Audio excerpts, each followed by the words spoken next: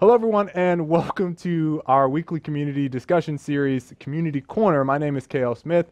I'm the community manager here at Epic Games on Paragon, joined by Nathan Mooney and Cameron Winston. Today, we are going to be discussing the notion of introducing heroes and counter picks, not being for those heroes. You know, community discussion lately has been, hey, how do I deal with this hero if there's not something to deal with him? So I feel like that's a good topic of discussion.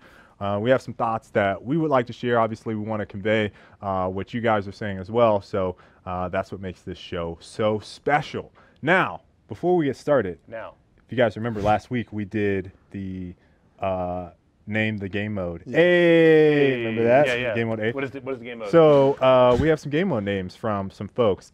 Dalton wants it to be Arena. Nice. I like it. Yeah, I like right? it. Yeah, right? Good. Hey. Samuel Clark. I see you out here, Samuel.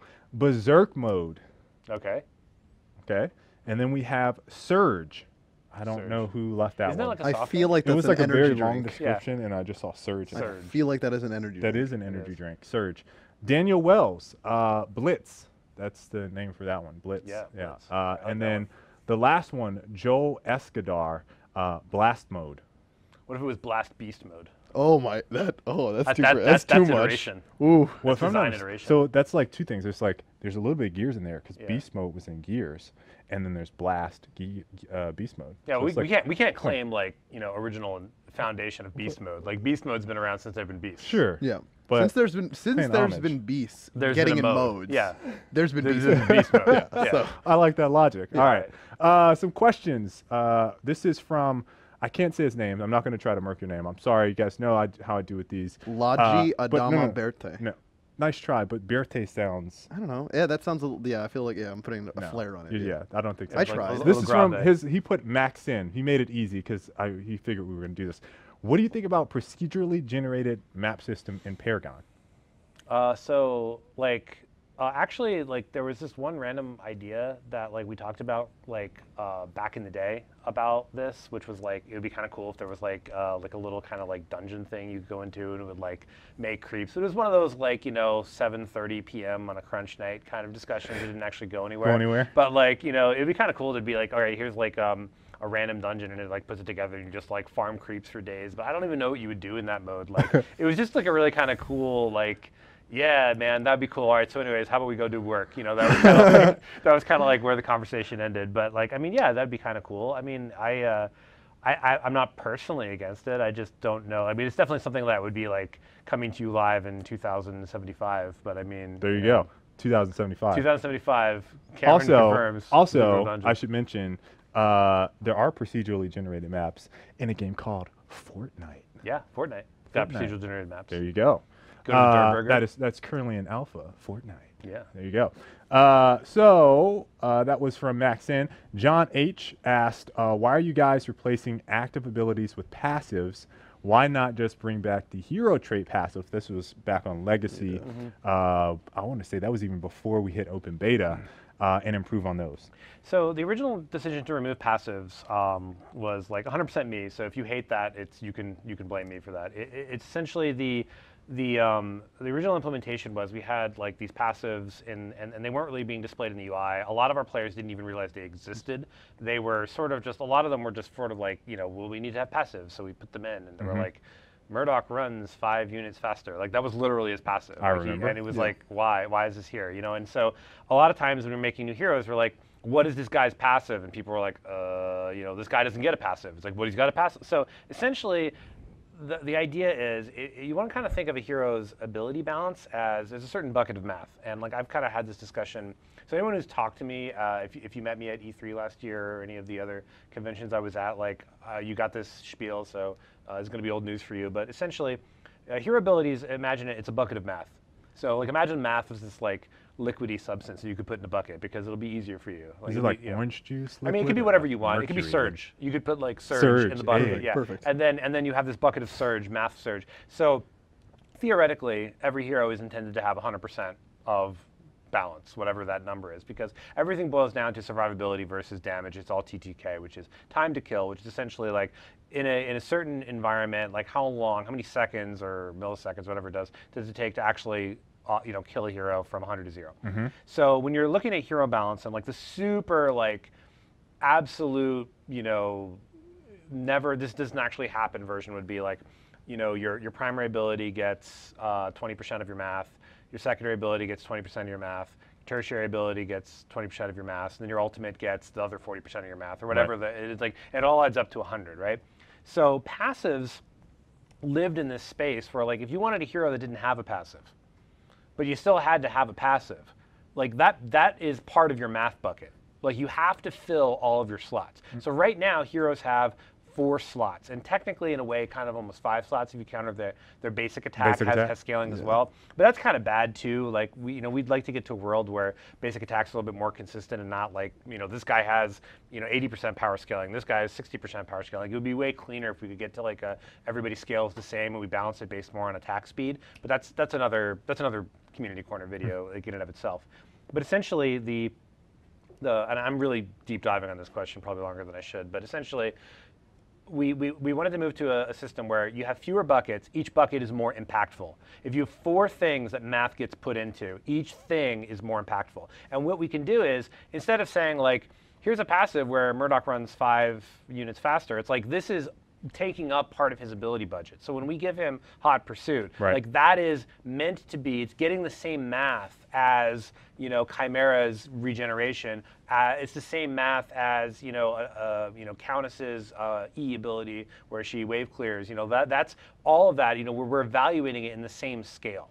So it allows us, when we're doing hero design, to say heroes are a cohesive unit of 4 abilities and a basic attack, and there's a certain amount of math that goes into that, and it's consistent from every hero. So heroes can either have passives or not have passives based on what's best for the hero, which is the most important takeaway from this. It's like having a passive on every hero is not always appropriate. Sometimes, some heroes are meant to be more dynamic. Like, a lot of times, you got heroes like Shinbi, which are like, we want you just in there hitting buttons and doing stuff. And then you have heroes like Greystone. He's more about like, I'm just, mowing the lawn. Like, that's what like he's for. You don't want every hero to play the same way. You want them to play differently. And we spoke on a couple of community corners ago about the executional versus positional advantage. And like, execution advantage is a Shinbi thing, whereas positional advantage might be a Greystone thing. That's what he excels. If you excel at positional advantage, you might be more of a Greystone player versus execution advantage, you might be more of a Shinbi player. Like that Greystone who has that genius split push and like that wave set that you didn't realize on like left lane that's taking your inhibitor right now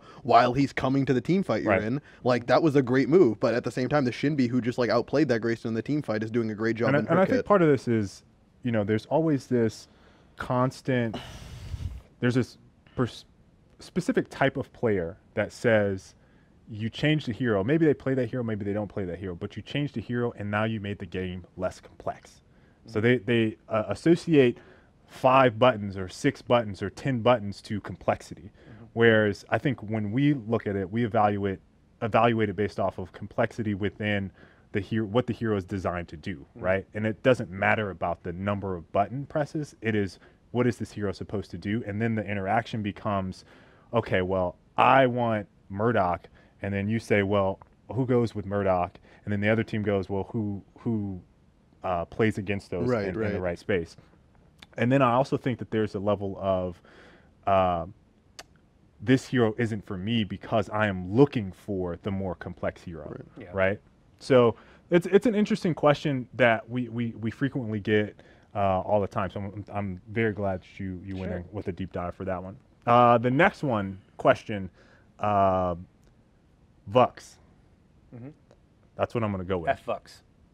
F-Vux. You tried to get us with this. Nice try. Nice try. Do you have any plans for making a role selection pre-match? Right now, champion picks can be messy with teams with 3 ADCs. Now, we did have this at one point. I mean, we kind of did. It's like, I don't know. I think that you could literally have in draft, like, this is exactly the perfect team comp that will guarantee us 100% win rate, and people would still be like, I'm going to 5th pick, Grim. Like, that would still happen. Like, you know, it's just that's like the most MOBA thing ever, isn't it? It's like you got your players that come to MOBA and they're like, we're going to make a really good team. It's going to beat their team, and I'm going to counterpick you, and I'm going to like draft against you, and I'm going to play this part of the game. And then there's that guy who's just like, I don't know, man. I came here to play Twin Blast. Twin Blast. Like, this is what I'm here to do. Like what's happening in this game is I'm playing Twin Blast. Like you can either choose to like, you know, play with me or not. And like that's unfortunate. But like I don't know if there's like a real good way to. No, I mean like so like it's a solid idea, and like reading it's something where like we had obviously we had Team Builder before, and like while it's not exactly maps to what the user's talking about, like I think they more so mean like I'm telling people I'm gonna play carry going into this game or something. Yeah. But like messy, the statement like that the hero picks are messy with three carries on the team is sort of subjective in and of itself, because at that current time in the meta, how do you know that 3 carries isn't something that people are finding success with? Yeah. So it's a thing where like obviously like there are certain extents to like, hey, like we're playing the team comp and we need this sort of thing to supplement our team, and I think that's part of like the discussion and understanding like growing the MOBA meta at this point. Like I think we're still like in that spot where things are pretty nebulous, especially after the 40 stuff. There's a point that Cameron made where there are these types of players, and we have one bucket that wants this super competitive, ultra ranked or I want to say elite type of gameplay experience, and there's other folks that, man, I just came here to have some fun, guys. Like I came in here, I got an hour off of work, I'm trying to play some Grim. I'm trying to play some Grim. I'm trying to play I'm working on mastery or whatever. I'm working on my mastery, and I'm just trying to relax. And right now, the system is putting these two players together. Maybe the casual guy is really good, and he's up with the high level guys, but he's still just trying to have a good time. And so you have to remember, at the end of the day, this is a game, and for all intents and purposes, we're in a space where people want to have fun, right? And so there's that level. Well, have fun playing. Okay, yeah, you want people like, but I understand the frustration, right? Like, totally, the frustration, like it happens to me too. It's like also then you get that guy who's like he's like a 2000 ELO player, but he's really a 2000 ELO Grim. Like that's what he plays. Like, and then you put that guy on like, well, could you be a phase? We need a phase, or could you be a Muriel? We need a Muriel. It's like, oh, it turns out like I can't play that. I can't play that. And now it's like boom, and then he's feeding, and you're like, I can't believe you're in this ELO, and it's just like that toxicity spiral. I think the major reason not to do pre-game role selection though is because of kind of what Mooney said of like, players should really determine what their comp is. And the second thing is also just like, do you remember when we had that the match times were like 40 minutes in queue, and just like because the new hero's a carry, so everyone plays the carry, and it's like, well, you got 900 Who's people. Who's gonna fill? Yeah, and so nobody fills because like there's that one guy's like, well, I'll be Narbash, like, but everyone else is like, like I'm gonna be the new hero. And like once we get to that future place where we are really able to serve people the type of play experience they want in a little bit more of a fashion, then that's something where you can start discussing these things. You're like, hey, so maybe for more of those serious players who have like a diverse set of roles because that's the way they want to play the game, then they can self-select into that sort of experience. Because the one key takeaway, and this is something I say all the time, but it bears repeating: the draft is part of the game. The game doesn't start when you get and it says prepare yourself. It starts when you see the draft lobby. That is the beginning of the game.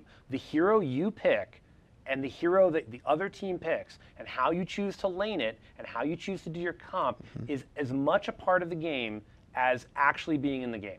And that's something that's like super critical for people to understand, both like, just I wish like I could inject that thought process into like everybody, totally. Like because if you approach the game as like we're picking heroes and then the game starts, that's where your frustration's always going to come from.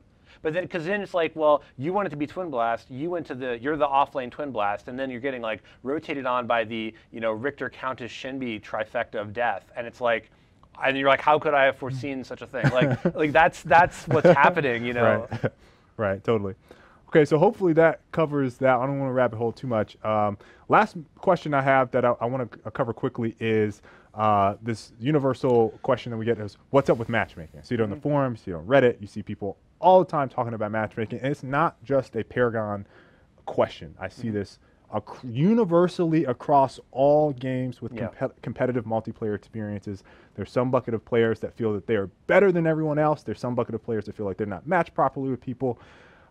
First off, we are working on a new system. We're currently calling that the monolithic matchmaking system, or MMS. We referred to it in the roadmap blog as just we're working on a new system. So a couple tidbits from one of the engineers working on it. The current system, we've replaced 200 lines of code with 15,000 lines of code, and this equates from going to a client-side matchmaking system, which is what we currently have, to what he called an online matchmaking platform. So what that's essentially going to allow us to do is make tweaks, test it, and expand on our current system far beyond what we are currently have the capabilities of doing. And one of the key points that I like to bring up whenever we talk about this, or whenever I posted it on the forums, is one of the pain points of you're in draft. You got 9 folks in, one person drops out and aborts or crashes or something like that in draft, and then everybody has to start back over. That's the worst, by the way. It's the worst, right? It's the worst. We know that's a painful experience, but what this will eventually allow us to do when we get to V2 of this system, after we've tested it, vetted it, is it will allow us to take those 9 players that were in that lobby.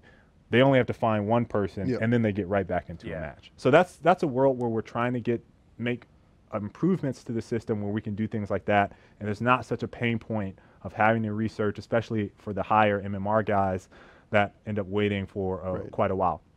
The one thing I want to convey with this, and I say this all the time, and when I've talked to influencers that have come out, community members that have come out, I've gone to a couple different shows with either Cameron or when we were doing stuff with Mooney, is this notion of you're still going to have winners and losers. At the end of the day, the biggest thing, and Cameron just mentioned this with draft, at the end of the day, there's still going to be a winner and a loser at the end of the match. No matter what system we put in place, there are no ties currently in the game. Maybe eventually the guys will decide to do that. Nobody wants a tie. Nobody wants a tie. Nobody wants a tie. But that's the most anticlimactic thing ever. But proceed to your general unsatisfaction. You still have winners and losers, and the things to think about when you always want to win, right? Is team compositions matter. The game starts in draft. So if you're drafting for fun versus drafting to win, it could be frustrating for people on the other team. Player competency matters, especially on heroes. Cameron mentioned that as well. I only play Grim.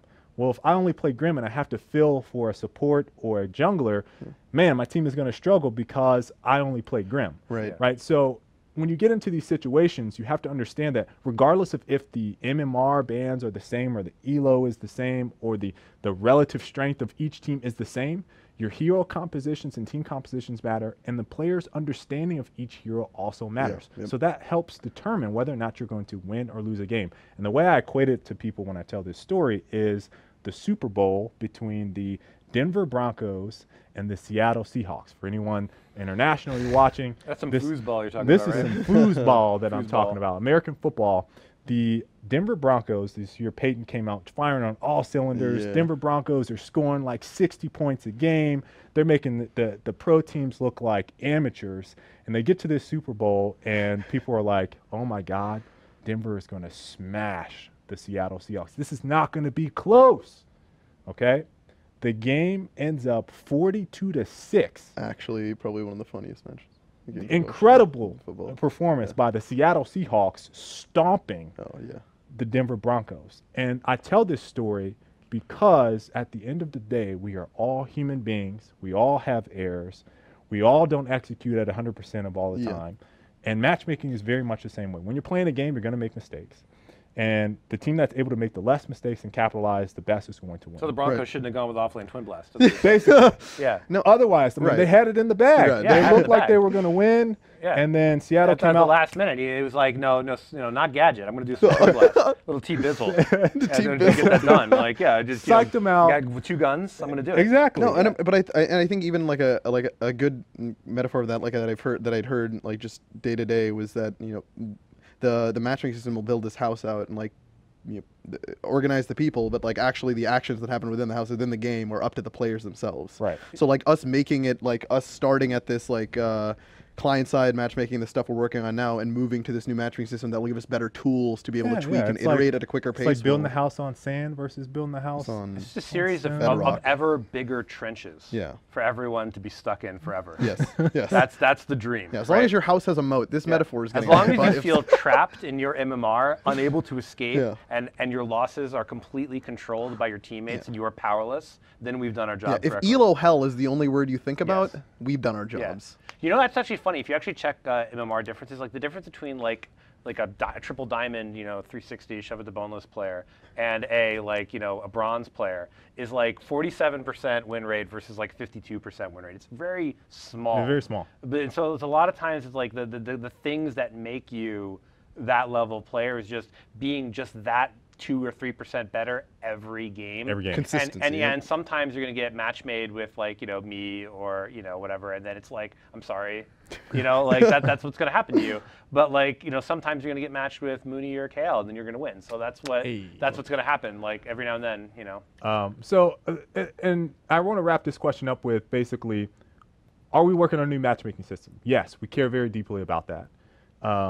When? Soon is when it will roll out the new version. It's going to be a slow process. It's hard to dig those trenches. Yes, it is. That's why it's taking so long. When I talk about the number of lines of code that we had to take from a new system to an old system, we have to test to make sure people can matchmake and you're not sitting in the forever endless wait of matchmaking. But anyway, all those things are very important to us. We know it's a painful point for a lot of you guys, but at the end of the day, there's still going to be winners. There's still going to be losers. So that you're always a winner. You're always a winner in the hearts and minds of everyone at Epic. But I understand that that's a frustration point for a lot of folks. Yes. Last thing is we had Wukong today. Yeah. Oh, man. Or yesterday, actually. Let's we go. had Wukong yesterday, and yes, it's lots of cool things. He does. Dude, Lots of cool things. I don't want to spoil too much before the dev stream on Monday. No, honestly though, my favorite part of that trailer is when he just walks over Walks Grim, over. drops down behind him, and just pushes him into tower. So I saw the comment. It's like, Epic, nice joke. Towers don't do damage. That made my day. That was great. well, we're gonna have to do a community corner talking about towers. Yeah. Oh, do we? Sick meme, Yeah, guys. because I mean fine. we've done can't- our philosophy Sure. stuff, and We it's talk about towers again. yeah, we'll talk about them some more. a meme More for a folks out meme. there. Cam. Yeah, a meme for a meme, and the so- whole world is memeless. Just real quick, we want to wrap up with introducing heroes that do not have counter picks and some thought processes behind that. Yeah. This isn't one where I feel like we need to go super in depth on, but it is a topic that you see people bring up about how do I deal with this hero? How do I make choices that will help me in the game? So remember, heroes don't necessarily have counter picks per se. They have counterplay. And counterplay is not necessarily the same thing as counter picks. So heroes are not designed, we didn't go out there and say, okay, this hero is the phase killer. This hero is the Countess Annihilator. This hero is the Twin Blast Rage Destroyer. We are okay, this hero is good at healing, or what are heroes good at? And what are they good at punishing?